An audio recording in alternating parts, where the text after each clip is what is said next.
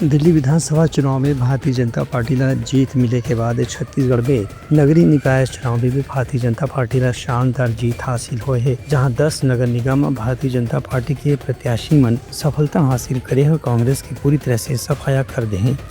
इसने नगर पंचायत में भी भाजपा के प्रत्याशी मन ला काफी बड़े पैमाना में सफलता मिले है। महेंद्र और चिरमिरी भरतपुर जिला के नगर निगम में नगर पालिका परिषद के संगे संग अलग अलग स्थानीय निकाय में भी भाजपा ला काफी सफलता हासिल हुए है। इनमें भरतपुर, नई लेदरी और मनेन्द्रगढ़ में भी भाजपा ला अप्रत्याशित रूप से जीत हासिल हुए है। इनमें राम नरेश राय चिरमिरी के नवा महापौर चुने गए हैं। उनकर जीत के बाद कार्यकर्ता मन ढोल नगाड़ा के साथ में स्वागत करें और नगर में रैली भी निकाली। ये चिरमिरी के जनता का प्यार और आशीर्वाद है और भारतीय जनता पार्टी के प्रत्येक कार्यकर्ताओं ने तो सहयोग प्रदान किया है। उसके लिए मैं चिरमिरी की जनता और भारतीय जनता पार्टी के हर एक कार्यकर्ता को धन्यवाद देता हूँ।